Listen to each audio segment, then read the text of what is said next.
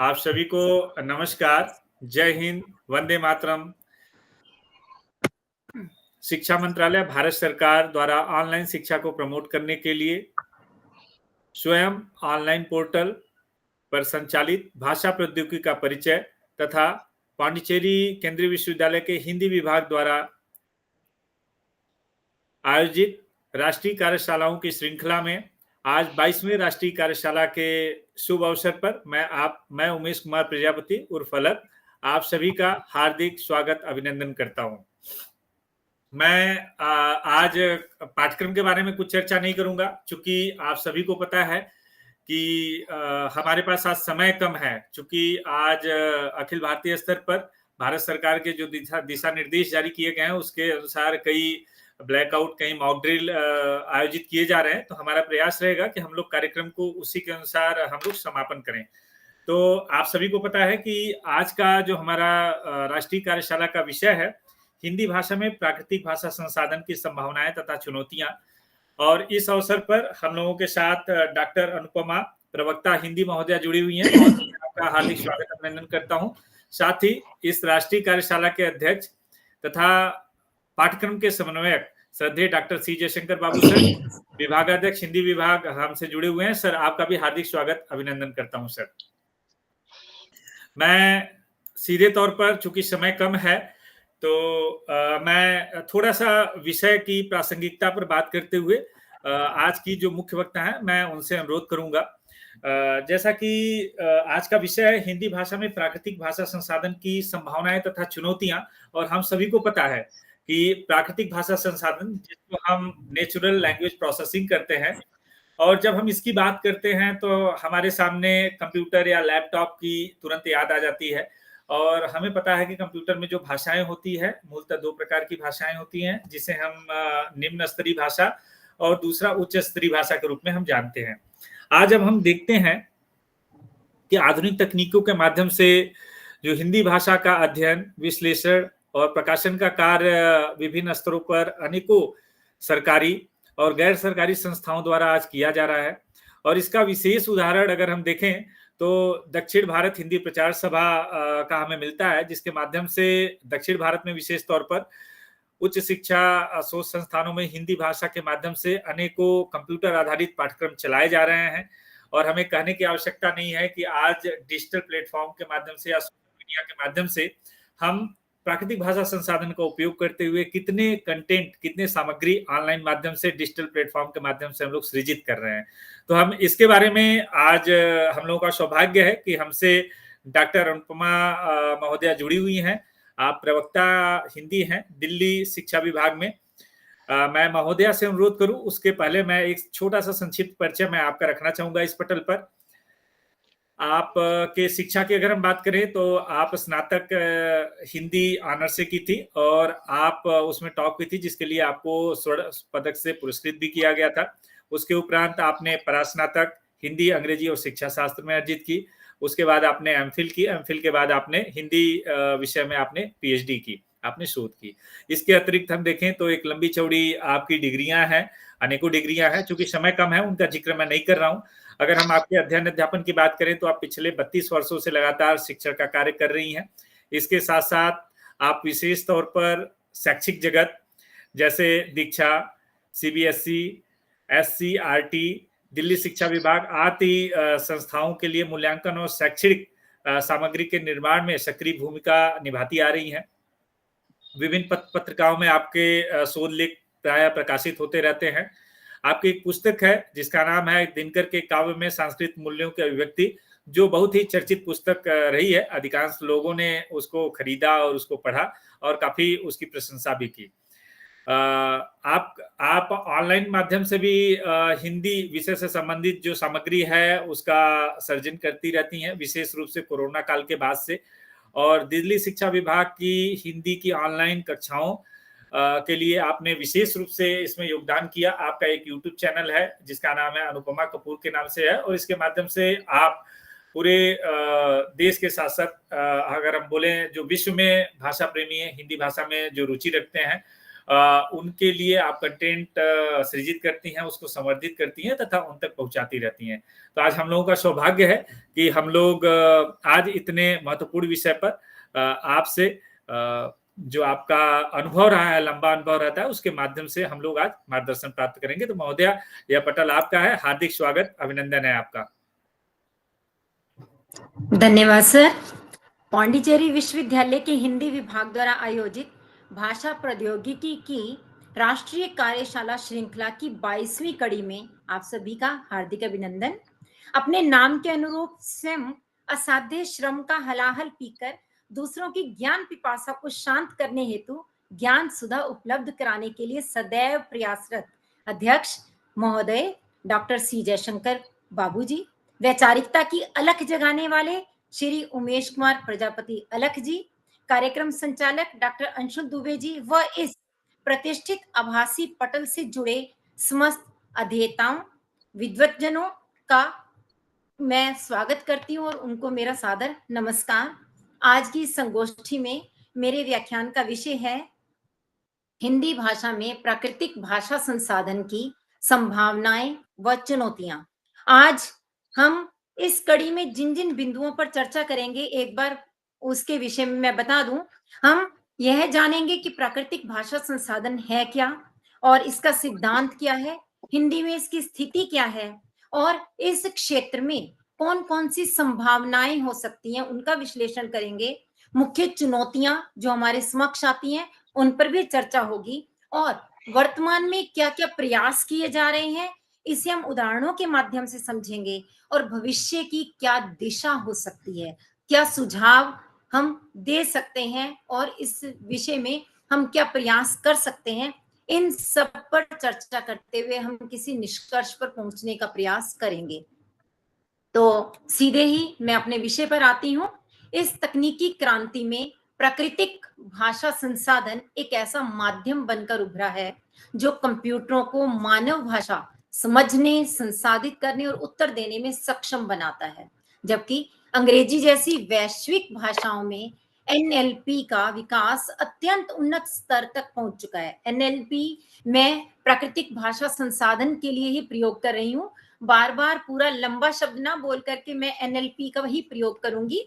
हिंदी जैसी भारतीय भाषाओं के संदर्भ में यह विकास अपेक्षाकृत धीमा रहा है, परंतु ऐसा नहीं कि इसके विषय में प्रयास किया नहीं गया, काफी प्रयास हो चुका है और इसीलिए यह विकास की दिशा में अग्रसर है। हिंदी विश्व की तीसरी सबसे अधिक बोली जाने वाली भाषा। हम सब जानते हैं कि सबसे अधिक अंग्रेजी, दूसरे स्थान पर मंदारिन चीनी और तीसरे स्थान पर हिंदी आती है और भारत की राजभाषा होने के साथ साथ अनेक राज्यों की यह संपर्क भाषा भी है।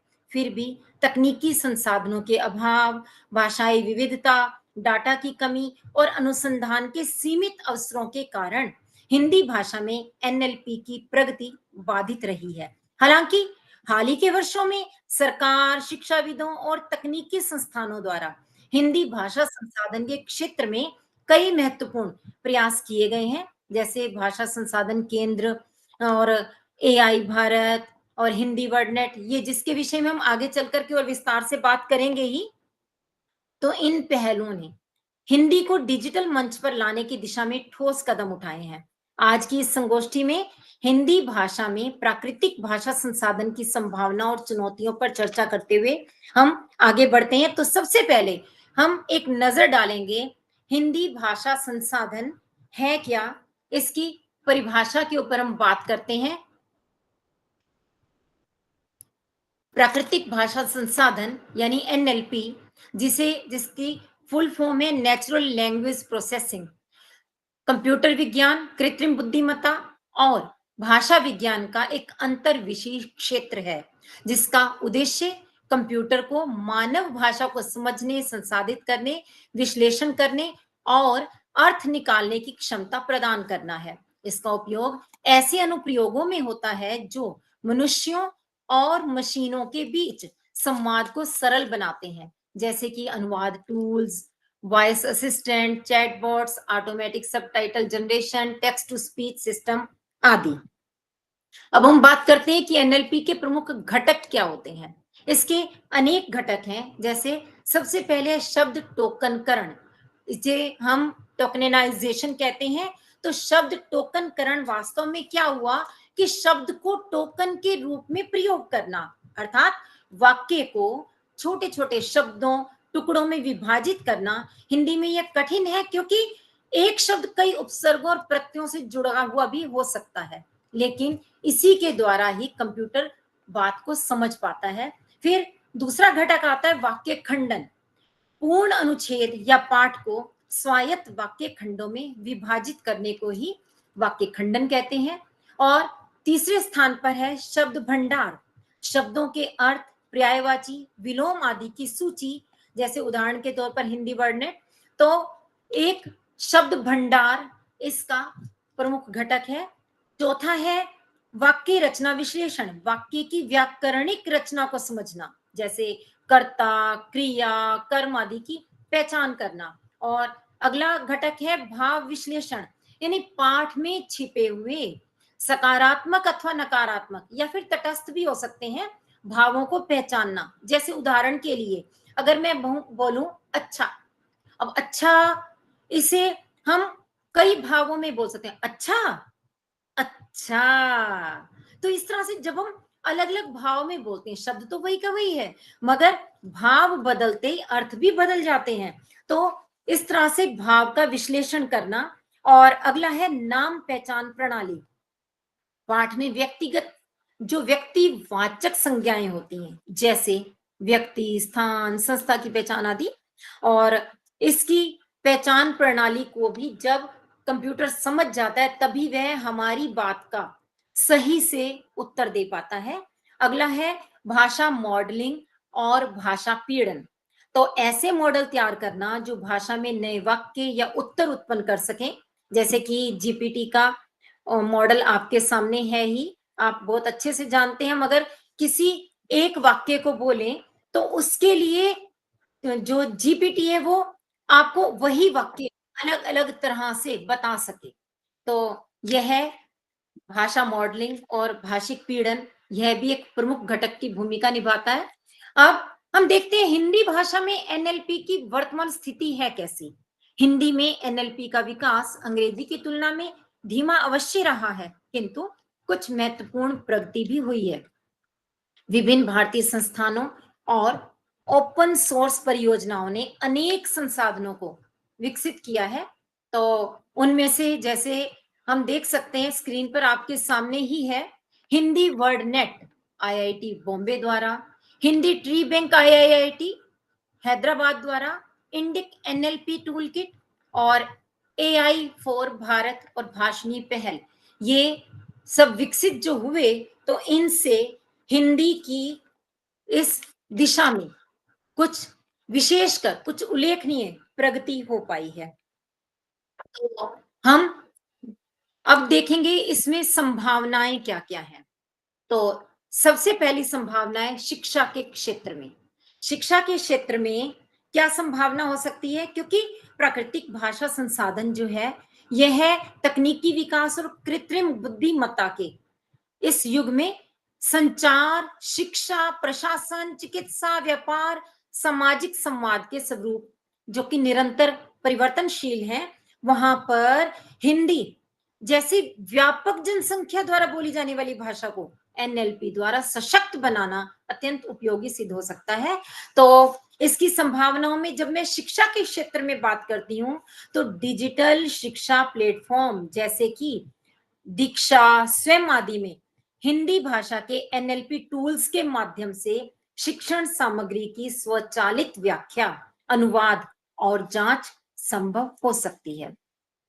दृष्टिबाधित और श्रवण बाधित विद्यार्थियों के लिए वॉइस टू टेक्स्ट यानी वाक से पाठ और टेक्स्ट टू स्पीच, पाठ से वॉक सिस्टम अत्यंत उपयोगी सिद्ध हो सकते हैं। उत्तर जांच प्रणाली जैसे टूल्स के द्वारा छात्रों की उत्तर पुस्तिकाओं का प्रारंभिक मूल्यांकन भी किया जा सकता है। यदि हमारे साथ इस समय कोई दिव्यांग साथी जुड़े हों तो वे बहुत अच्छी तरह से जानते हैं कि एनएलपी ने उनके लिए कितनी अधिक संभावनाओं के क्षेत्र खोले हैं, क्योंकि आज एक दृष्टि बाधित केवल स्पर्श द्वारा जान सकता है कि ये कौन सी जगह है, कैसी वस्तु है, और ये सब कुछ उन्हें मौखिक तौर पर सुनाई दे जाता है। आजकल ऐसे चश्मे आविष्कार किए जा चुके हैं चश्मों का, जो कि उनमें ऐसा सेंसर लगा होता है जिससे आसपास की सारी परिस्थिति को मौखिक रूप में वह बता देता है। तो यानी वहां पर उन्हें वो स्पीच के फॉर्म में सब कुछ सुनाई दे जाता है, जिससे कि वे बहुत अच्छी तरह से जान जाते हैं कि आसपास में क्या है, कैसा है, जिससे वे किसी भी प्रकार की दुर्घटना का शिकार होने से बच सकते हैं। तो ये सब कैसे संभव हुआ? एनएलपी के द्वारा। ये अब अगली संभावना है प्रशासन और न्याय व्यवस्था में इसका उपयोग। प्रशासन और न्याय व्यवस्था के क्षेत्र में भी हम देखें तो अनेक सरकारी दस्तावेज और योजनाएं जो बहुत लंबी लंबी होती हैं और अनेक पृष्ठों की होती हैं, यदि हिंदी में स्वचालित अनुवाद कर दिया जाए, सारांश निर्माण कर दिया जाए, तो आम नागरिकों के लिए अधिक सुलभ बनाया जा सकता है। और इसी तरह से न्यायालयों द्वारा जो निर्णय दिए जाते हैं अनेक पृष्ठों के होते हैं, जिन्हें आम नागरिक आसानी से नहीं समझ पाते, परंतु उन निर्णयों और विधिक दस्तावेजों का संक्षिप्त विश्लेषण कर जनता को उनकी समझ के अनुकूल रूप में प्रस्तुत किया जा सकता है। अगला क्षेत्र है व्यापार और ग्राहक सेवा में संभावनाएं। हिंदी भाषी उपभोक्ताओं के लिए चैटबॉट और वॉयस असिस्टेंट यानी ध्वनि सहायक तैयार किए जा सकते हैं, जो स्थानीय भाषा में संवाद कर सकें। अभी पिछले दिनों मैं इंस्टाग्राम पर एक रील देख रही थी, उसमें एक व्यक्ति जो उत्तर भारत से दक्षिण भारत में गया और केरल में जाकर उसे मलयालम नहीं आती थी, तो उसने चैट जीपीटी की मदद से चैट जीपीटी को अपनी भाषा में समझाया कि मुझे इस ऑटो ड्राइवर से यह बात करनी है और इससे थोड़ा सा जो किराया है उसके विषय में कम कराने के विषय में बात करनी है, और चैट जीपीटी ने मलयालम में उस बात को कह दिया, जिससे कि उस व्यक्ति की समस्या हल हो गई। तो कितनी बड़ी सुविधा उत्पन्न हुई, कैसे हुई? यह इसी एनएलपी के कारण ही हो पाई। ऐसे ही ग्राहक फीडबैक और समीक्षाओं का भाव विश्लेषण कर व्यवसायिक रणनीति तैयार की जा सकती है, क्योंकि जिस तरह का फीडबैक ग्राहकों से आता है, अथवा वे जब किसी भी बात को बार बार देखते हैं या कहते हैं, तो उसकी समीक्षा करके उसका विश्लेषण करके यह सोचा जा सकता है कि आगे व्यवसाय में कितनी संभावनाएं बनती हैं, व्यवसाय को किस दिशा में ले जाया जाना चाहिए, ग्राहक क्या चाहता है, उसी के अनुरूप उसमें कुछ परिवर्तन भी किए जा सकते हैं। ई कॉमर्स वेबसाइट्स पर हिंदी में स्मार्ट सर्च अनुशंसा प्रणाली, उत्पाद विवरण एनएलपी की मदद से तैयार किए जा सकते हैं। अगला क्षेत्र है अनुवाद और बहुभाषी संवाद की दिशा में विकास। मशीन ट्रांसलेशन की मदद से हिंदी को अन्य भारतीय भाषाओं और अंग्रेजी के साथ जोड़कर बहुभाषी भारत की संकल्पना को मजबूती दी जा सकती है, क्योंकि अभी तक जो अनुवाद किया जाता है, मशीनी अनुवाद, उसमें हिंदी को उतना अधिक सम्मान, उतना अधिक स्थान नहीं मिल पाया।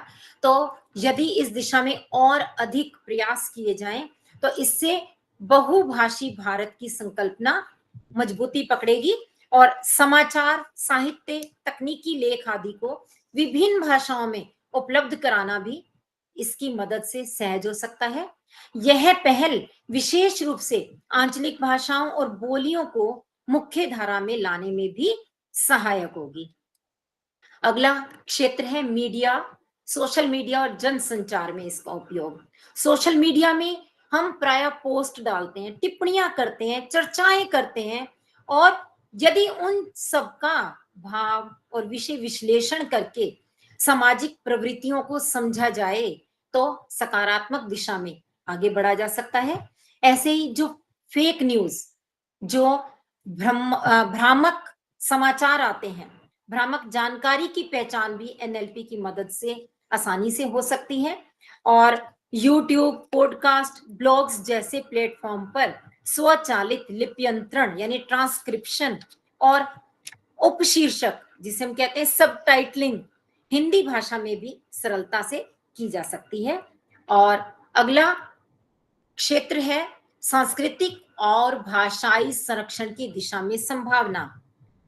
एनएलपी की मदद से पुराने ग्रंथों, साहित्यिक रचनाओं और ऐतिहासिक दस्तावेजों का डिजिटलीकरण एवं भाषाई विश्लेषण किया जा सकता है, जिससे कि हम भाषा को संरक्षण दे सकें। हिंदी की बोलियों और क्षेत्रीय रूपों को सुरक्षित करने हेतु विशेष कॉर्पस भी तैयार किया जा सकता है, यानी एक विशेष सूचनाओं का संग्रह तैयार हो सकता है। अगला क्षेत्र है स्टार्टअप और शोध के नए अवसर। शोधार्थी सदैव नए नए क्षेत्र की पहचान में, खोज में रहते हैं। तो एनएलपी आधारित स्टार्टअप्स जैसे भाषा शिक्षण ऐप या व्याकरण सुधारक या फिर श्रव्य पाठ उत्पत्ति कारक, ऑडियो बुक जनरेटर आदि के माध्यम से हिंदी को एक तकनीकी बाजार में प्रवेश दिलाया जा सकता है। शोधकर्ताओं के लिए हिंदी भाषा में संरचित पाठ संग्रह, भाषा विज्ञान यानी कॉर्पस लिंग्विस्टिक्स और टेक्स्ट माइनिंग, पाठ खनन, प्रवचन विश्लेषण, डिस्कोर्स एनालिसिस कहते हैं जिसे, जैसे क्षेत्रों में नई परियोजनाओं की संभावनाएं हैं। इस प्रकार हिंदी भाषा में एनएलपी की संभावनाएं व्यापक, विविध हैं। शिक्षा से लेकर प्रशासन, व्यापार से लेकर शोध तक हर क्षेत्र में हिंदी भाषा को तकनीकी रूप से सशक्त बनाने की क्षमता इस तकनीक में विद्यमान है। आवश्यकता है तो केवल संसाधनों के निर्माण, नीति निर्माण में सहयोग और एक ठोस शोधात्मक दृष्टिकोण की, जिससे कि हिंदी को 21वीं सदी की वैश्विक भाषाओं की पंक्ति में स्थान मिल सके। अब हम आगे बढ़ते हैं और ये देखते हैं कि हिंदी में प्राकृतिक भाषा संसाधन की चुनौतियां क्या क्या हैं। जहां एक और हिंदी भाषा में प्राकृतिक भाषा संसाधन की अपार संभावनाएं हैं, वहीं दूसरी ओर इसके विकास में अनेक चुनौतियां भी सामने आती हैं। इन चुनौतियों का समाधान किए बिना ना तो हिंदी भाषा को तकनीकी दृष्टि से सशक्त बनाया जा सकता है और ना ही उसे वैश्विक स्तर पर प्रतिस्पर्धी बनाया जा सकता है। तो कौन कौन से वो बिंदु हैं, उन्हें हम एक बार देख लेते हैं। सबसे पहला बिंदु है भाषाई विविधता और जटिलता। एक अत्यंत समृद्ध, लचीली और व्यापक भाषा है। इसकी कई उपभाषाएं और बोलियां हैं। जैसे हम सभी जानते हैं कि भारतीय संविधान के 343वें अनुच्छेद में इसे राजभाषा की संज्ञा दी गई और इसकी लगभग 1652 बोलियां हैं। इसकी 5 तो उपभाषाएं हैं और हर भाषा से जुड़ी उपबोलियां हैं। और उपबोलियों में, उपभाषाओं की बोलियों में जैसे हम ब्रज, अवधी, भोजपुरी, मैथिली, छत्तीसगढ़ी आदि कितनी ही बोलियों के नाम ले सकते हैं। इन सभी रूपों में शब्दों, उच्चारण, वाक्य रचना और प्रयोग की विविधता एनएलपी के लिए एक बड़ी चुनौती बनती है। एक ही शब्द अलग अलग क्षेत्रों में भिन्न भिन्न अर्थों में प्रयुक्त हो सकता है, जिससे मशीन की भाषा समझने की क्षमता प्रभावित होती है। तो यह एक बड़ी चुनौती का रूप है। अगला है मानकीकरण का अभाव। हिंदी के लिए वर्तनी और व्याकरण के संदर्भ में मानकीकरण की कमी है। उदाहरण स्वरूप जैसे हम कृपया लिखते हैं, कृपया को कई बार आधा प प्रयोग किया जाता है और कई बार पूरा प प्रयोग कर दिया जाता है। और जब हम यहाँ कंप्यूटर में उसे टंकन करने लगते हैं तो वह दोनों ही तरह के, बल्कि अन्य भी अनेक तरह से वो दिखाता है। तो यानी एक मानक रूप नहीं है कि हमेशा ऐसा ही आएगा। ऐसे अनेक शब्द हैं जिनकी वर्तनी जन प्रचलन में भिन्न होती है। तो जब तक एक व्यापक मानक रूप पर सहमति नहीं होती, तब तक एनएलपी टूल्स की शुद्धता प्रभावित होती रहेगी। अगला है संसाधनों की कमी। प्राकृतिक भाषा संसाधन में गुणवत्ता वाले डेटा की अत्यंत आवश्यकता होती है और हिंदी में ऐसे संसाधनों की मात्रा नगण्य है या वे सार्वजनिक रूप से उपलब्ध नहीं है। अनेक परियोजनाएं जैसे Hindi word net, tree bank सीमित उपयोगकर्ताओं के लिए उपलब्ध हैं, जिससे शोध और विकास में बाधा आती है। अगला बिंदु है अंग्रेजी केंद्रित तकनीकी ढांचा। वर्तमान में अधिकांश एनएलपी टूल्स या एपीआई की अगर मैं बात करूं, एप्लीकेशन प्रोग्रामिंग इंटरफेस, और अनेक मॉडल अंग्रेजी भाषा को केंद्र में रखकर ही बनाए गए हैं। हम जब टाइप भी करते हैं तो अक्सर हमें मान लीजिए लिखना है क्या, KY8 हम टाइप करते हैं और तब जाकर के वो क्या जहां पर हिंदी में हमें दिख गया ठीक से उस पर हम उसे यहाँ अपने प्रयोग में ले आते हैं। यानी ये मॉडल अंग्रेजी भाषा को केंद्र में रखकर बनाए गए हैं। हिंदी के लिए इनका प्रत्यक्ष उपयोग करना कठिन होता है क्योंकि हिंदी में वर्णमाला, व्याकरणिक ढांचा और लिपि अंग्रेजी से भिन्न है। उदाहरण के लिए हिंदी में संयुक्त अक्षरों और मात्राओं की उपस्थिति टोकनकरण और शब्द पहचान को जटिल बना देती है। अगला बिंदु जिस पर हम चर्चा कर सकते हैं वह है तकनीकी समस्याएं। हिंदी की देवनागरी लिपि यूनिकोड में है, किंतु कई बार विभिन्न प्लेटफॉर्मों पर प्रतिपादन की समस्या आती है। यानी जो वेब पेज है वो सही से इच्छित सामग्री को दर्शाने में असमर्थ रहता है।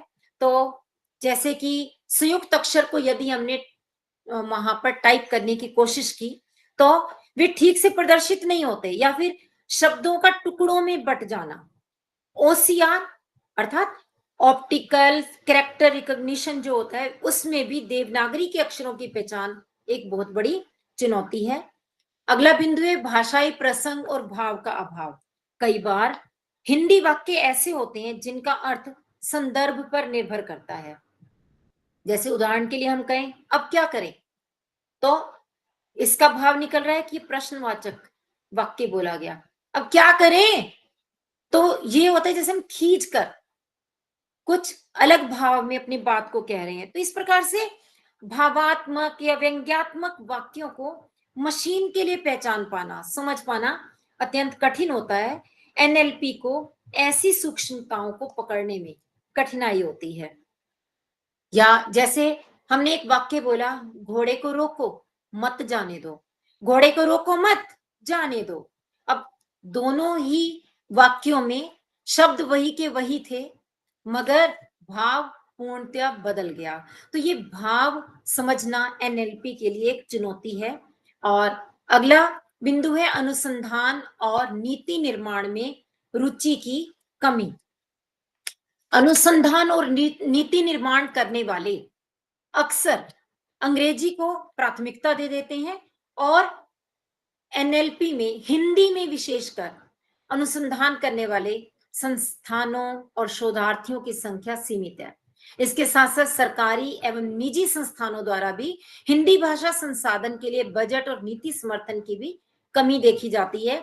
अधिकांश स्टार्टअप और तकनीकी संस्थाएं अंग्रेजी और वैश्विक भाषाओं पर ही केंद्रित हैं। लेकिन इस दिशा में हम ये कह सकते हैं भाषा प्रौद्योगिकी का परिचय पांडिचेरी विश्वविद्यालय की जो ये पहल है ये वाकई ऐसे लोगों के लिए वरदान से कम नहीं जो हिंदी के क्षेत्र में कुछ करना चाहते हैं। अगला बिंदु है समाज में हिंदी के प्रति दृष्टिकोण। आज भी शहरी और उच्च शिक्षा वर्ग में अंग्रेजी को तकनीक और बुद्धिमत्ता की भाषा माना जाता है, जिससे हिंदी को तकनीकी अनुसंधान में द्वितीयक स्थान मिलता है। इस मानसिकता के कारण हिंदी में एनएलपी के विकास को सामाजिक समर्थन भी अपेक्षाकृत कम मिलता है। ध्यातव्य है कि उपरोक्त सभी चुनौतियां हिंदी में एनएलपी के विकास में बाधक अवश्य है, परंतु इन्हें अवसरों में बदला जा सकता है यदि सरकार, तकनीकी संस्थान, भाषाविद और समाज मिलकर एक समवेत प्रयास करें। यदि हिंदी के लिए उच्च गुणवत्ता वाले कॉर्पस, टूलकिट, डिजिटल प्लेटफॉर्म विकसित किए जाएं तो ये चुनौतियां भविष्य में हिंदी के तकनीकी सशक्तिकरण की नींव बन सकती हैं। और इस दिशा में काफी प्रयास जो हुए तो हम एक बार उन पर भी चर्चा अवश्य करेंगे कि वर्तमान में तकनीकी प्रयास कौन कौन से हो चुके हैं। तो इन्हें हम उदाहरणों के द्वारा भी समझेंगे क्योंकि हिंदी भाषा में प्राकृतिक भाषा संसाधन एनएलपी के क्षेत्र में हाल के वर्षों में कई महत्वपूर्ण पहलें हुई हैं। शैक्षणिक संस्थानों, सरकारी संगठनों, निजी कंपनियों और मुक्त संसाधन समुदायों द्वारा हिंदी को तकनीकी रूप से सक्षम बनाने की दिशा में विविध प्रयोग और शोध कार्य आरंभ किए गए हैं। तो चलिए एक नजर उन प्रयासों पर भी डाल लेते हैं। इनमें सबसे पहला नाम आता है आईआईटी बॉम्बे द्वारा विकसित हिंदी वर्ड नेट का। हिंदी वर्ड नेट यह एक व्यापक शब्दकोश है जिसमें हिंदी शब्दों को उनके अर्थ के अनुसार समूहीकृत किया गया है। यह संसाधन विभिन्न एनएलपी कार्यों जैसे शब्दार्थ विश्लेषण, अनुवाद और शब्द वर्गीकरण में प्रयोग होता है। अगला नंबर है आईआईटी हैदराबाद द्वारा विकसित हिंदी ट्री बैंक का। हम इसके बारे में पहले भी चर्चा कर चुके हैं, नाम हमने लिया था। तो यह ट्री बैंक हिंदी वाक्यों की व्याकरणिक संरचना को एनोटेट करता है, उसे दर्शाता है और इसमें प्रत्येक वाक्य के कर्ता, क्रिया, कर्म आदि को विश्लेषित किया जाता है। यह संसाधन एनएलपी मॉडल्स को हिंदी वाक्य रचना सिखाने में सहायक है। और तीसरे स्थान पर आ रहा है CFILT यानी centre for Indian language technology, भारतीय भाषा तकनीक केंद्र। यह आईआईटी बॉम्बे द्वारा ही स्थापित है और इस केंद्र ने भारतीय भाषाओं में एनएलपी टूल्स जैसे POS tagger, morphological analyser, machine अनुवाद प्रणाली विकसित की है जिनमें हिंदी प्रमुख है। तो इस प्रकार प्रयास तो किए गए और ये प्रयास थे जो अलग अलग संस्थानों द्वारा हुए। सरकारी प्रयास भी इस दिशा में विशेष रूप से उल्लेखनीय है। सरकारी और नीति आधारित जो पहल है उनमें सबसे पहला नाम आता है भाषा संसाधन केंद्र का। केंद्रीय भारतीय भाषा संस्थान मैसूर द्वारा विकसित यह केंद्र भारतीय भाषाओं के लिए भाषा संसाधन यानी कॉर्पस, टूल्स, सॉफ्टवेयर तैयार करता है और हिंदी इनमें प्रमुख भाषा के रूप में सम्मिलित है। दूसरे नंबर पर हम नाम ले सकते हैं भाषणी परियोजना का। यह भी भारत सरकार द्वारा ही विकसित की गई है। 2022 में आरंभ की गई थी ये और 2022 से आरंभ की गई यह पहल भारतीय भाषाओं को डिजिटल रूप से सशक्त बनाने की दिशा में एक क्रांतिकारी कदम है। इसका उद्देश्य विभिन्न भाषाओं में स्वचालित अनुवाद, भाषण मान्यता और एनएलपी टूल्स को एक मंच पर उपलब्ध कराना है। अगला स्थान आता है AI फॉर भारत का। यह एक ओपन सोर्स समुदाय है जो हिंदी सहित सभी प्रमुख भारतीय भाषाओं के लिए भाषाई मॉडल और वाक से लेखन और लेखन से वाक तक और अनुवाद प्रणालियों को विकसित कर रहा है।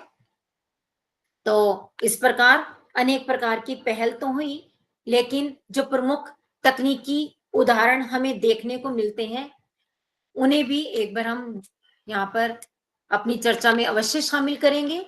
तो सबसे पहला है गूगल ट्रांसलेट। इसका प्रयोग मुझे नहीं लगता कि आप में से अभी तक किसी ने शायद ना किया हो। गूगल ट्रांसलेशन का बहुत अधिक प्रयोग किया जा रहा है क्योंकि गूगल का जो ये अनुवादक है यह हिंदी और अन्य भाषाओं के बीच अनुवाद में एनएलपी तकनीक का उपयोग करता है। हाल के वर्षों में इसमें अनेक नई नई तकनीकें भी जोड़ी गई हैं, जैसे NMT न्यूरल मशीन ट्रांसलेशन तकनीक को भी जोड़ा गया है। इससे भी अनुवाद की गुणवत्ता में सुधार हुआ है। पहले हमें ऐसा प्रतीत होता था कि अनेक वाक्य केवल शब्दों का अर्थ बदल दिया गया, शब्दों को ही अनुवाद में ले आए गए, लेकिन उनका जो भाव निकलता था वह कुछ अलग ही निकलता था। परंतु अब वर्तमान स्थिति यह है कि अनुवाद की गुणवत्ता में बहुत अधिक सुधार आ चुका है। दूसरे स्थान पर है इंडिक NLP लाइब्रेरी। यह एक ओपन सोर्स टूल किट है जिसे विभिन्न भारतीय भाषाओं के लिए विकसित किया गया है। यह हिंदी के लिए टोकनकरण करने के लिए, और वाक्य विभाजन करने के लिए, उनका अनुवाद करने के लिए अनेक प्रकार के टूल्स प्रदान करती है। इस पुस्तकालय की मदद से हम हिंदी के लिए अनुवाद से संबंधित बहुत अधिक संसाधन प्राप्त कर सकते हैं। और तीसरा है एक स्टेप फाउंडेशन और सनबर्ड प्लेटफॉर्म। तो जैसे कि दीक्षा प्लेटफॉर्म से तो आप सभी परिचित ही होंगे कि इनमें हिंदी में कंटेंट टैगिंग, अनुशंसा, खोज के लिए एनएलपी का उपयोग किया जा रहा है, जो कि शिक्षक और विद्यार्थी दोनों के लिए ही उपयोगी है। हिंदी से संबंधित इसमें पर्याप्त सामग्री हमें प्राप्त हो जाती है। और अगला है यूट्यूब स्वतः उपशीर्षक। जब गूगल द्वारा हिंदी में स्वतः उपशीर्षक हमें प्राप्त होते हैं, तो अंग्रेजी में उपलब्ध वीडियो या अंग्रेजी में उपलब्ध कोई भी सामग्री भी हम हिंदी में आसानी से समझ पाते हैं। तो इस तरह से स्वतः उपशीर्षक तैयार करने की सुविधा एनएलपी और स्पीच रिकॉग्निशन तकनीक यानी ध्वनि को पहचान करके यह हमें लिखित रूप में उपलब्ध करा देती है। तो यह भी शिक्षा और मीडिया क्षेत्र के लिए उपयोगी है, क्योंकि हम जब व्हाट्सएप या यूट्यूब प्रयोग करते हैं तो बोलकर भी बहुत कुछ टंकन के रूप में वहां पर ले आते हैं। आगे निजी स्टार्टअप्स और एआई उत्पाद, इसमें भी अनेक नाम लिए जा सकते हैं, जैसे vernacular.ai। यह स्टार्टअप हिंदी सहित भारतीय भाषाओं में ग्राहक सेवा के लिए ध्वनि सहायक का काम कर रहा है। और कू ऐप, ये एक ऐसी ऐप है जो कि हिंदी प्रमुख सोशल मीडिया प्लेटफॉर्म है, जो एनएलपी आधारित भाषाई अनुवाद या फिर व्यवसाय विश्लेषण और प्रयोगकर्ताओं के द्वारा किए जाने वाले क्रियाओं को विश्लेषित करके प्रयोग करती है और हमारे समक्ष रखती है। तो इसमें भी एनएलपी का ही प्रयोग होता है। और अगला है भारत बोट और हैप्टिक, यह चैटबॉट प्लेटफॉर्म्स। इस चैटबॉट ने हिंदी में ग्राहक सेवा, स्वास्थ्य सेवा और बैंकिंग के क्षेत्र में काफी सामग्री उपलब्ध कराई है। और यह भी इस तरह का समाधान जो हमें दे पाता है वो एनएलपी की वजह से ही दे पाता है। तो निस्संदेह वर्तमान समय में हिंदी भाषा के लिए एनएलपी के क्षेत्र में जो प्रयास हो चुके हैं या हो रहे हैं, वे इस भाषा को तकनीकी रूप से अधिक सक्षम, सुलभ और वैश्विक मंच पर प्रस्तुत करने की दिशा में अत्यंत महत्वपूर्ण है। यद्यपि अभी इन पहलों का विस्तार और मानकीकरण आवश्यक है, फिर भी यह स्पष्ट है कि आने वाले समय में हिंदी में एनएलपी का विकास एक सशक्त और प्रभावशाली बदलाव लेकर आ सकता है। तो जो हमने इतनी चर्चा की, उसके आधार पर हम कुछ निष्कर्ष तक पहुंच सकते हैं कि प्राकृतिक भाषा संसाधन आज के युग में भाषा, तकनीक और कृत्रिम बुद्धिमत्ता का संगम बन चुका है। हिंदी जैसी व्यापक और गूढ़ भाषा के लिए एनएलपी के क्षेत्र में कार्य करना केवल तकनीकी विकास नहीं, बल्कि भाषिक और सांस्कृतिक समृद्धि की दिशा में भी एक अनिवार्य कदम है। तो इस शोधालेख में हमने देखा कि हिंदी भाषा में एनएलपी की अपार संभावनाएं हैं। शिक्षा, प्रशासन, मीडिया, व्यापार, अनुवाद और भाषिक संरक्षण जैसे विविध क्षेत्रों में इसका प्रयोग किया जा सकता है। यह केवल सुविधा का माध्यम नहीं, बल्कि डिजिटल समावेशन की एक सशक्त नींव है।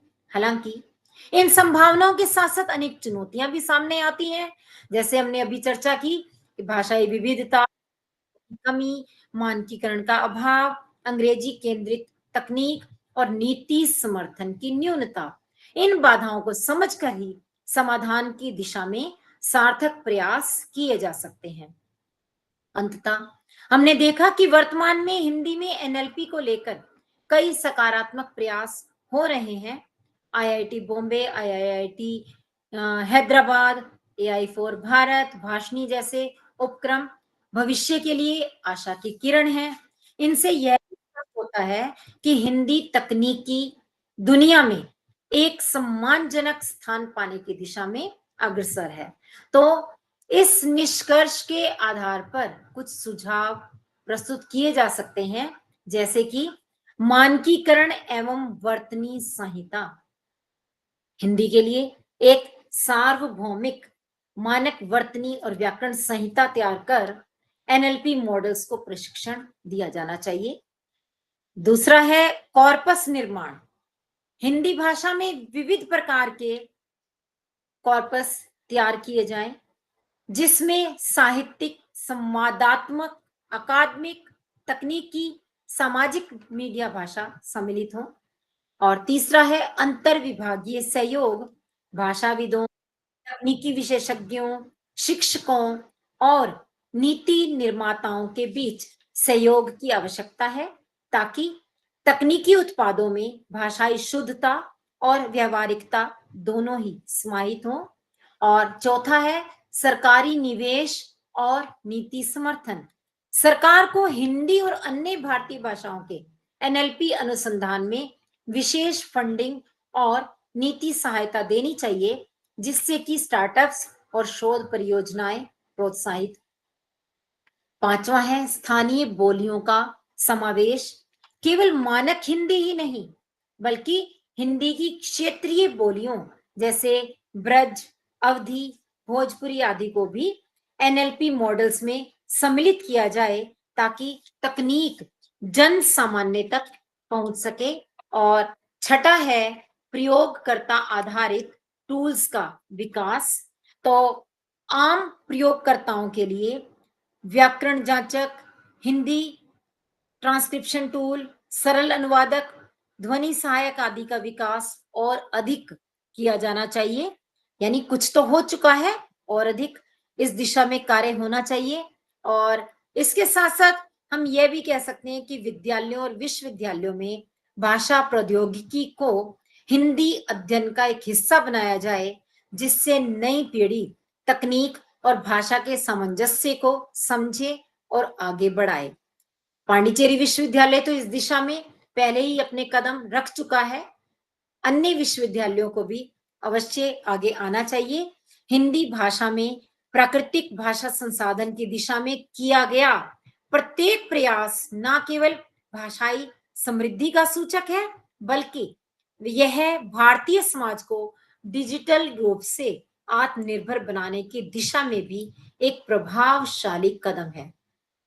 आवश्यकता है सतत शोध, सक्रिय भागीदारी और नीतिगत समर्थन की, जिससे हिंदी तकनीकी नवाचारों की एक अग्रणी भाषा बन सके। तो इसी के साथ ही मैं अपनी वाणी को विराम देती हूं।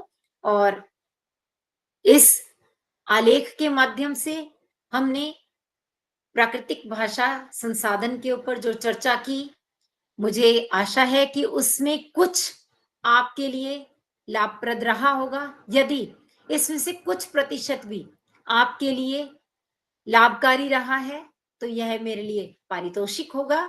और यदि कुछ त्रुटि रही तो उसके लिए मैं क्षमा प्रार्थी हूँ। इसी के साथ ही मैं पुनः संचालक महोदय को आमंत्रित करना चाहूंगी कि आगे के सत्र को ले जाए।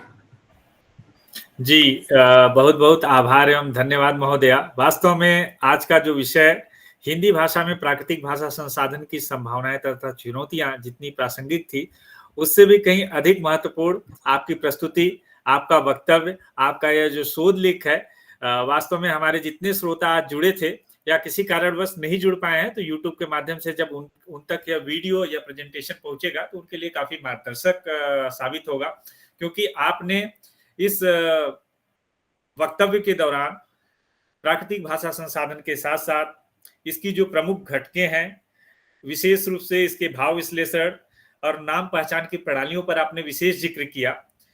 और उसके साथ साथ संभावनाओं का विश्लेषण करते हुए आपने वाक से पाठ, पाठ से वाक, शिक्षण संस्थानों में न्याय, प्रशासन, व्यापार, मीडिया, सोशल मीडिया इत्यादि जो अनेक क्षेत्र हैं, वह कैसे प्रभावित हो रहे हैं, इस पे आपने प्रकाश डाला। और इसके साथ ही साथ जो चुनौतियां हैं, जो हमारे सामने प्राकृतिक भाषा संसाधन की चुनौतियां हैं, भाषाई विविधता एवं जटिलता जो है, आपने उसमें जिक्र किया कि इसकी कितनी उपबोलियां हैं और कितनी उपभाषाएं हैं, पूरा प्रकाश डाला। साथ ही साथ तकनीकी जो समस्याएं हैं, भाषाई प्रसंग और भाषा का जो भाव है उससे रिलेटेड, और सरकार की जो नीतियां हैं उस पर तमाम बिंदुओं पर प्रकाश डाला। मैं उनकी पुनरावृत्ति नहीं करूंगा, चूंकि आज पहली बार ये होगा कि हम लोग राष्ट्र हित में, राष्ट्रीय सुरक्षा की दृष्टि से हम लोग 1 घंटे में कार्यक्रम समाप्त करेंगे। तो हम सीधे तौर पर आते हैं, जितने श्रोता हमसे आज जुड़े हैं, अगर आप लोगों की कोई समस्या है, आपका इससे संबंधित कोई प्रश्न है तो आप लोग जरूर रखें। 1-2 प्रश्न हम लोग ले लें, उसके बाद अध्यक्षीय भाषण की तरफ हम लोग आगे बढ़ेंगे। स्वागत है आप सभी का। अगर किसी का कोई प्रश्न है तो आप लोग संक्षेप में रखें, चूंकि समय बहुत कम है तो निवेदन है जल्दी रखें।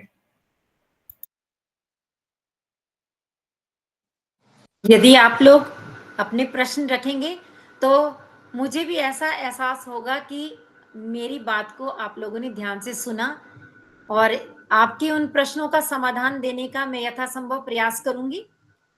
जितनी मेरी क्षमता है उसके अनुरूप आपके उस असमंजस को, संशय को दूर करने की कोशिश करूंगी।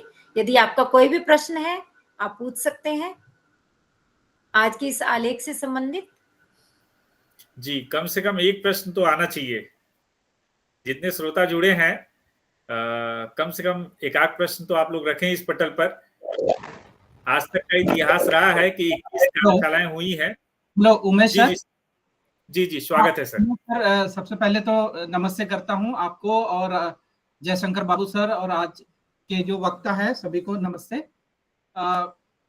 मैडम ने कुछ कमियां बताई है इस मतलब हिंदी इसके लिए, तो इसको उच्च स्तर पर जैसे जयशंकर बाबू सर के संगठन के माध्यम से उच्च स्तर तक पहुंचाया जाए, ताकि एक सम्मान जो भाषा को नहीं मिलता है हमारे देश में, खासकर हिंदी भाषा को जो विरोध होता है, तो इसको कुछ उच्च स्तर तक पहुंचाने का एक अच्छा माध्यम जयशंकर बाबू सर के माध्यम से पहुंचाने का प्रयास किया जाए।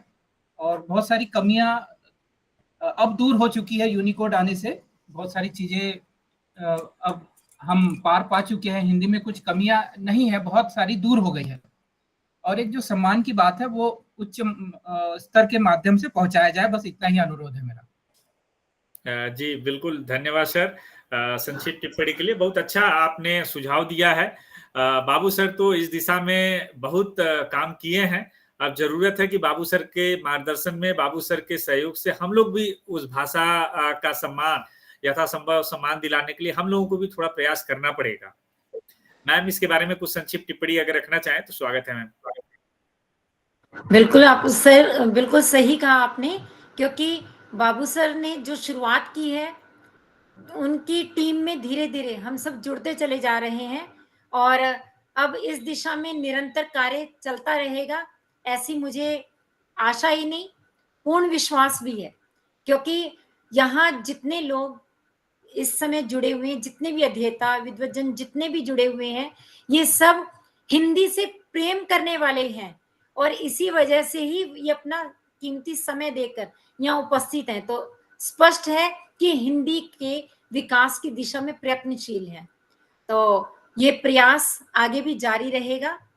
और यहाँ पर साहू जी ने जो अभी सुझाव दिया वह वाकई प्रशंसनीय है कि उच्च स्तर तक इसे ले जाया जाना चाहिए। बाबूजी तो अपने प्रयास कर ही रहे हैं, हम सब भी अपने अपने स्तर पर अवश्य प्रयत्न करेंगे। जी बिल्कुल बिल्कुल मैम। बाबू सर ने यह मुहिम पांडिचेरी केंद्रीय विश्वविद्यालय से शुरुआत की है और यह धीरे धीरे कश्मीर की वादियों तक पहुंच चुका है, और साथ ही साथ पूर्वोत्तर भारत की तरफ भी काफी लोग इससे आकर्षित हुए हैं। और मोतीलाल सर और उनके साथ अनेक जो शिक्षार्थी हैं लगातार इससे जुड़ के शिक्षा का अर्जन कर रहे हैं, तथा यथासंभव जो हम लोगों ने ये परिकल्पना किया है कि इस ज्ञान यज्ञ को महायज्ञ में परिणित करना है, कहीं ना कहीं वह फलीभूत होता हुआ दिखाई पड़ रहा है। अब मैं सीधे तौर पर निवेदन करना चाहूंगा आज के इस राष्ट्रीय कार्यशाला के अध्यक्ष डॉक्टर श्री जयशंकर बाबू सर से। सर, इस अवसर पर हम सभी के मार्गदर्शन के लिए आप अपने अध्यक्षीय भाषण से हम सभी को अनुग्रहित करें। सर, स्वागत है सर। धन्यवाद उमेश जी। आदरणीय अनुपमा जी का हार्दिक अभिनंदन। और वे एक अपवाद है हिंदी शिक्षिका के रूप में जो स्कूली स्तर पर रह गई है, तो उनको विश्वविद्यालय में जाना चाहिए। सीधा ही मैं तो इस अवसर पर उनको ढेर सारी अग्रिम शुभकामनाएं दे रहा हूँ। आप जरूर प्रयास करें। तो दिल्ली में इतने सारे विश्वविद्यालय हैं, तो वास्तव में मेरी चिंता ये थी, मैं शिक्षण से ही जुड़ा हुआ था और लगातार 36 वर्षों से, लेकिन बीच में प्रशासनिक कार्यों में चला गया। पत्रकारिता में रहते हुए भी पढ़ाता था, लेकिन अभी हम लोग 1948 में जिस विश्वविद्यालय शिक्षा समिति संबंधी मतलब जो आयोग था, उस आयोग की रिपोर्ट जो हमने पढ़ी थी, तो उसको आज भी हम साकार मानते हैं। उस रिपोर्ट में जितनी कमियां भारतीय विश्वविद्यालय शिक्षा की बताई गई, वो कमियां आज भी रह गई हैं। तो ऐसे कमियों की पूर्ति करने वाले अनुपमा जैसे शिक्षकों की जरूरत है। कारण आप देखते हैं कि पिछली बार, मैं एक सच्चाई बताऊं, शायद आपको ये मेरे पास से संदेश भी आया था कि आप एक सत्र की अध्यक्षता करेंगे। आपको पता है पिछली बार कई सारे विश्वविद्यालय और कॉलेज के शिक्षक स्वयं जुड़े थे, और शायद आपके दिल्ली विश्वविद्यालय से भी एक असिस्टेंट प्रोफेसर जुड़ी हुई थी। तो उसके बावजूद उमेश जी ने जब कहा, उन्होंने सारे पद देखते हुए कहा, मैंने कहा नहीं, पद ना देखें, ज्ञान देखें, विषय देखें। और आमतौर पे हम लोग विश्वविद्यालय में क्या करते हैं, पहले शोध सार मंगवाते हैं, शोध आलेख मंगवाते हैं, तब तय करते हैं उनका स्तर क्या है। लेकिन जब 20 नाम मेरे सामने आए तो मैंने सीधा अनुपमा जी का नाम सुझाया। तो उस तरफ उमेश जी को सुझाए, इस तरफ आपको एक संदेश भी मैंने भेजा था, आपको याद है, आपकी व्यस्तता थी उस दिन, तो आभारी हूँ सर। हाँ, अध्यक्षता नहीं कर पाई। तब फिर हमारे साथ आपके जैसे ही जुड़ी हुई हेमा जी हैं, तो तुरंत हेमा जी को हमने कह दिया। उमेश जी को ही मैंने सीधा कहा आप कर दीजिए, और फिर हेमा जी को हमने फिर बुला लिया और कर दिया। कारण हमने लास्ट सत्र में सभी महिलाओं को ही रखा था। तो इसमें आपका हार्दिक अभिनंदन। विशेषकर हमारे यहाँ ब्लैकआउट पहले ही हो गया, तो मैं दूसरे कमरे में आ गया जहाँ इमरजेंसी लाइट है, तो पूरे पावर कट हो चुका है हमारे पास।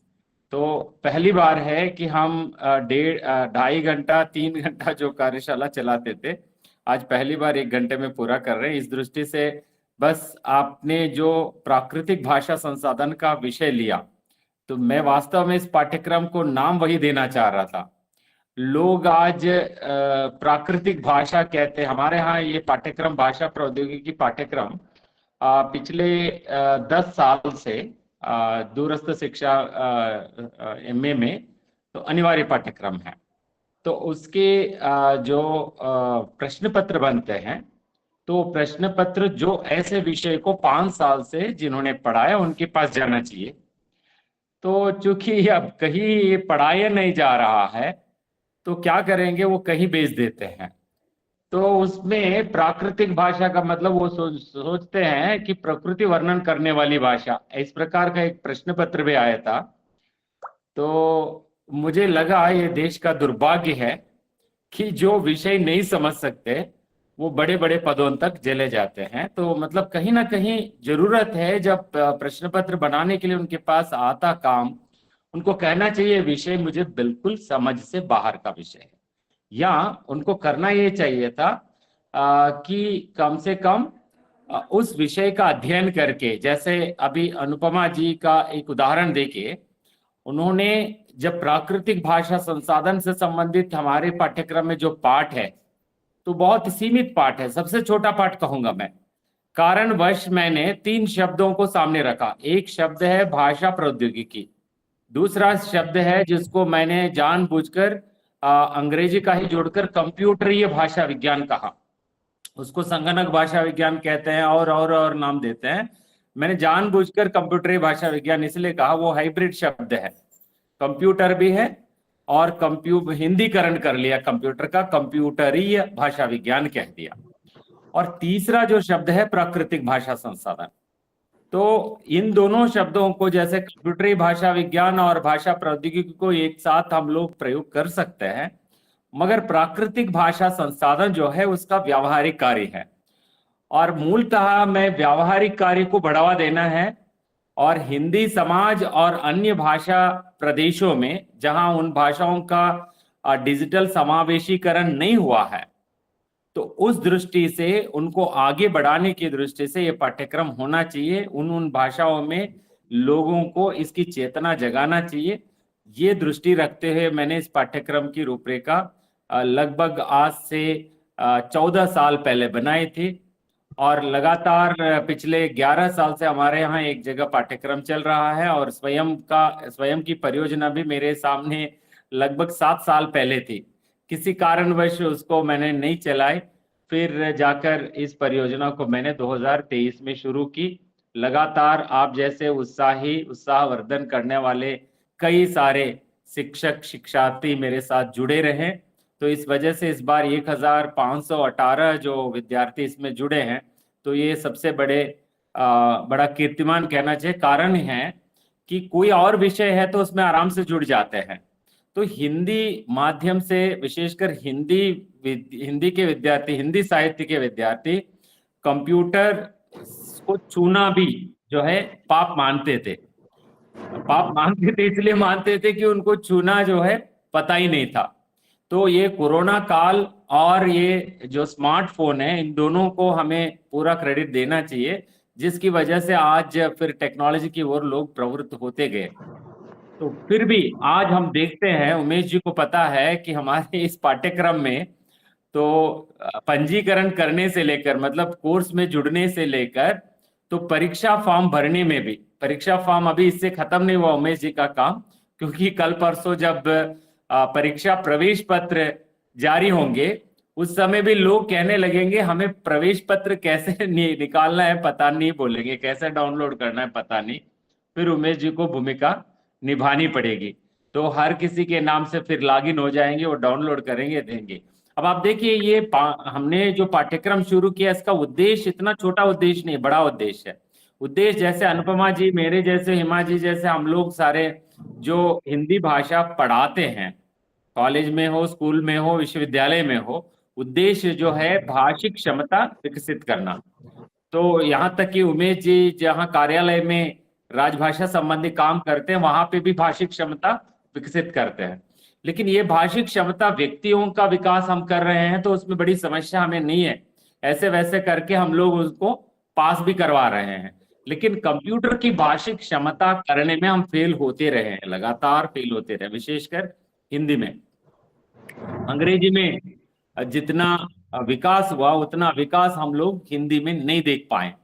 तो मैंने पिछली बार उदाहरण दिया था, इसलिए उस उदाहरण को भी नहीं मतलब फिर से दोहराना जरूरी था, लेकिन नहीं दोहरा रहा हूँ। तो गूगल का जो अनुवाद, आज से एक 15 साल पहले जो अनुवाद होता था, उसकी गुणवत्ता और आज की गुणवत्ता आप देखें, निश्चित रूप से विकास हुआ है, और विकास काफी और शेष रह गया है। उस दृष्टि से ही ये प्राकृतिक भाषा संसाधन अत्यंत महत्वपूर्ण है।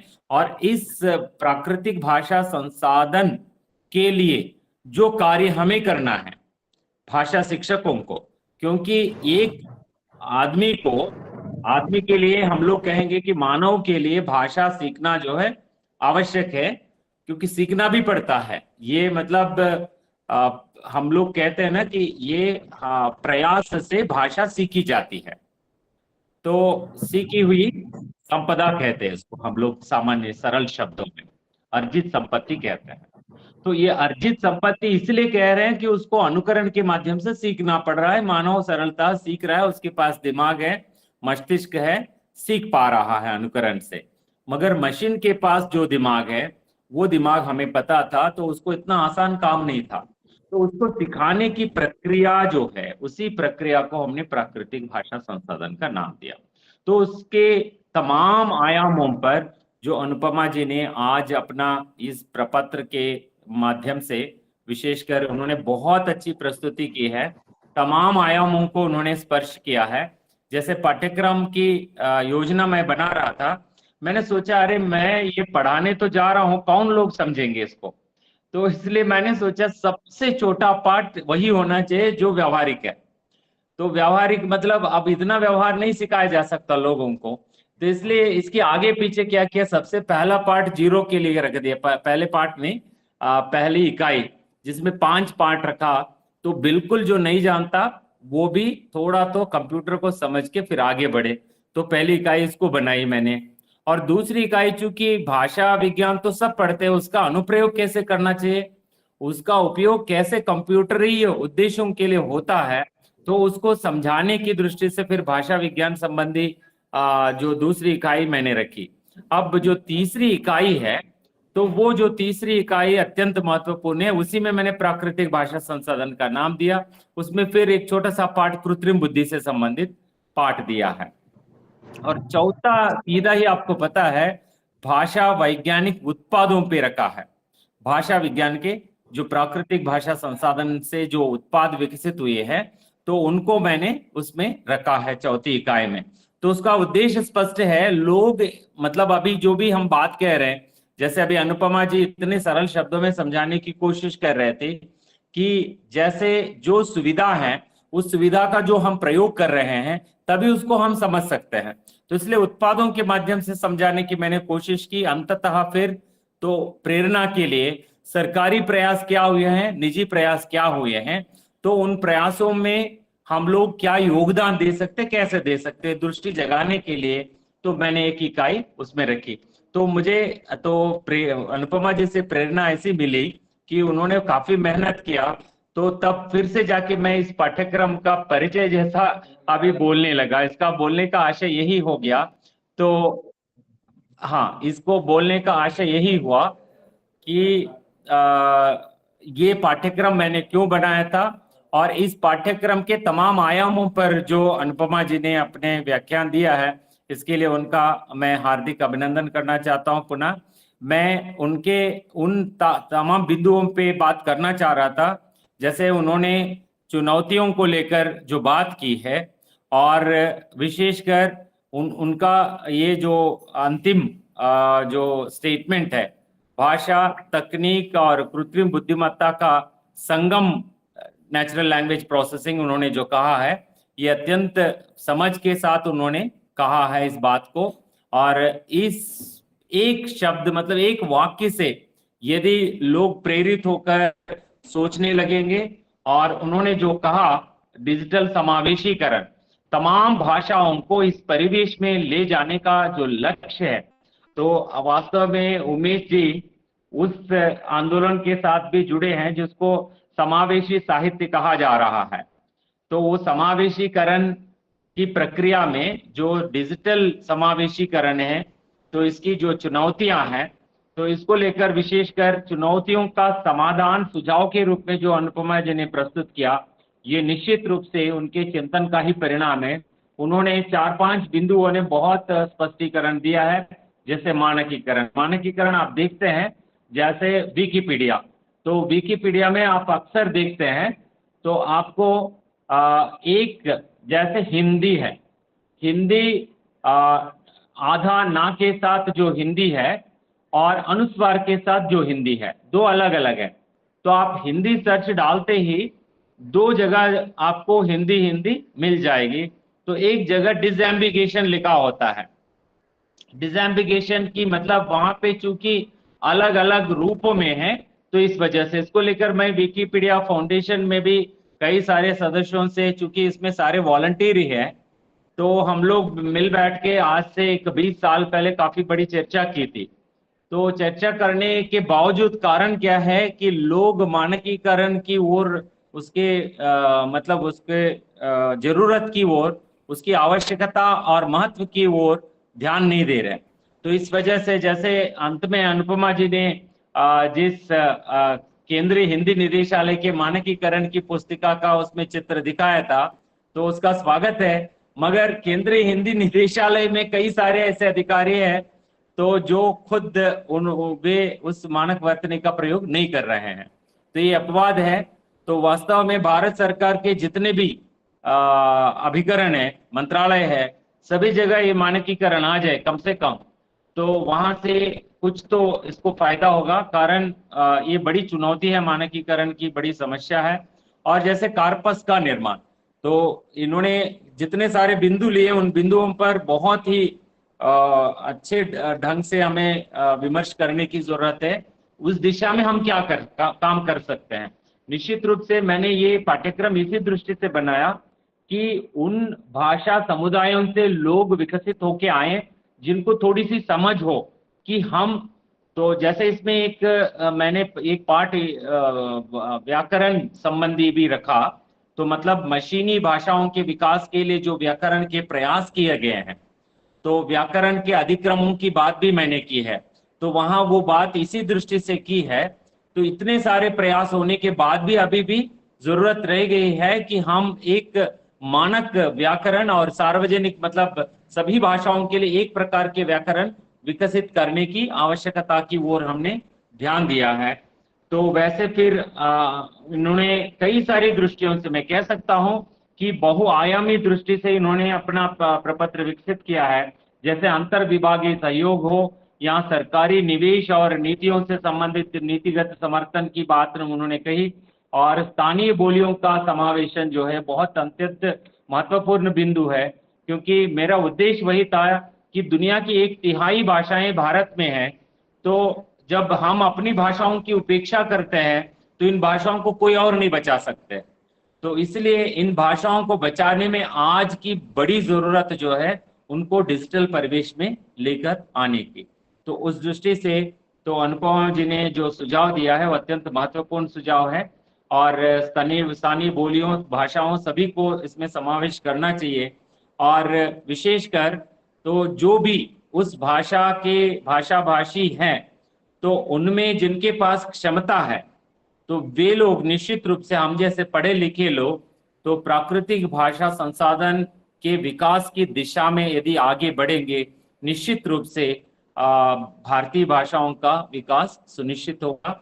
तो मैं चाहते हुए भी अपनी जो अध्यक्षीय वक्तव्य को यही रोक रहा हूं, क्योंकि प्राकृतिक भाषा संसाधन के कई सारे ऐसे आयाम हैं। जब उन्होंने बहुआयामी दृष्टि से अपना व्याख्यान दिया तो उसके अभिनंदन में मुझे और कुछ बातें कहने की इच्छा जरूर है। क्योंकि आज कार्यक्रम को हम 1 घंटे में ही समाप्त करना चाह रहे हैं, इसलिए मैं पुनः अनुपमा जी का अभिनंदन कर रहा हूं और उनसे सीधा आग्रह कर रहा हूं, उमेश जी, हेमा जी के साथ जुड़कर आप जरूर इस आंदोलन को आगे बढ़ाएं। तो हम लगातार इसको जो कर रहे हैं पिछले 3 वर्षों से, तो उसको हमने ये बात मैं अभी आज ही कह रहा हूं कि परसों उमेश जी से कहा कि 25वीं जो कार्यशाला होगी वो कौन सी कार्यशाला होगी पहले ही बता दिया, किनको बुलाना है पहले ही बता दिया, और कहा कि सबसे इस दिशा में जो काम अभी गति बढ़ाने के लिए जो काम करना चाहिए वो हमारे लक्ष्य में अभी रहेंगे आगे के 6 महीनों में। वो बात मैंने कही थी, तो हमें बहुत बड़ा संबल मिला अनुपमा जी के व्याख्यान से। तो उनका पुनः अभिनंदन, और कार्यक्रम के समापन की ओर आगे बढ़ने के लिए यह मंच मैं उमेश जी को सौंप रहा हूँ। जी, बहुत बहुत आभार सर। हमेशा की तरह एक बार पुनः आपका अध्यक्षीय भाषण हम लोगों के लिए काफी ज्ञानवर्धक रहा। आपने बात में या संक्षेप में ही कई सारी जो बिंदुएं थी उस पर आपने प्रकाश डाला। चूंकि आज का कार्यशाला हम देश हित, राष्ट्र हित और आंतरिक सुरक्षा की दृष्टि से हम लोग बहुत कम समय में आज समापन कर रहे हैं। नहीं, अभी तक का इतिहास रहा है कि 2 घंटे से पहले ये 22वीं कार्यशाला है। 21वीं कार्यशाला आज तक इतने कम समय में नहीं खत्म हुई थी, लेकिन कहीं ना कहीं आज हमारा जो आज की कार्यशाला रही है हमारे देश के सैनिकों की वीरता, उनके पराक्रम को समर्पित है। तो हम एक बार पुनः जो लोग जितने भी श्रोता आज लेट से जुड़े हैं, बहुत ही अच्छा, बहुत ही सारगर्भित प्रस्तुति रहा है डॉक्टर अनुपमा मैम का। यह वीडियो पूरा आप लोगों को यूट्यूब पर उपलब्ध करा दिया जाएगा। विशेष रूप से यह वीडियो शोध विद्यार्थियों के लिए या जो भाषा और प्रौद्योगिकी में रुचि रखते हैं उनके लिए काफी मददगार साबित होगा। इस वीडियो के माध्यम से, इस प्रेजेंटेशन के माध्यम से वह अगर इसमें कुछ करना चाहते हैं, नॉन मेसी कार्यक्रम अगर उसमें कुछ करना चाहते हैं, तो उनके लिए काफी मार्गदर्शक साबित होगा। तो सर, अगर आपकी अनुमति है तो फिर हम लोग इस कार्यशाला के यहीं पे औपचारिक समापन करें। हाँ जरूर उमेश जी, हम कर सकते हैं। जी जी। तो पुनः अनुपमा जी का और तमाम मित्रों का हार्दिक आभार और अभिनंदन। जी जी, बहुत बहुत धन्यवाद। एक बार पुनः मैं अपने हृदय के अनंत गहराइयों से डॉक्टर अनुपमा महोदया का हार्दिक अभिनंदन करता हूं कि आपने हमारे निवेदन को स्वीकार करते हुए इतने कम समय में इतने बेहतरीन आपने अपने शोध पत्र का वाचन पीपीटी के माध्यम से वो भी किया। हम नतमस्तक हैं। साथ ही साथ बाबू सर का, जिनका मार्गदर्शन लगातार हम लोगों को मिल रहा है, जिनके ऊर्जा से हम लोग लगातार इन कार्यशालाओं का आयोजन कर पा रहे हैं, और उसके साथ साथ तमाम अन्य गतिविधियों का। डॉक्टर हेमा जोशी महोदया भी जुड़ी हैं। मैं महोदया के प्रति भी आभार व्यक्त करता हूं कि उनके सहयोग से लगातार हम लोग टेलीग्राम चैनल पर प्रश्नोत्तरी प्रतियोगिताओं का आयोजन करते आए हैं, जिससे कि हमारे जो भी अध्येता हैं वर्तमान सत्र के, उनको काफी मदद मिला है, काफी कुछ सीखे हैं। और साथ ही साथ जितने श्रोता आज इस कार्यशाला में जुड़े, आप सभी का हार्दिक अभिवादन, धन्यवाद, शुभ रात्रि। हम लोग यहीं पे समाप्त करते हैं। नमस्कार। बहुत बहुत धन्यवाद सर, बहुत बहुत आभार।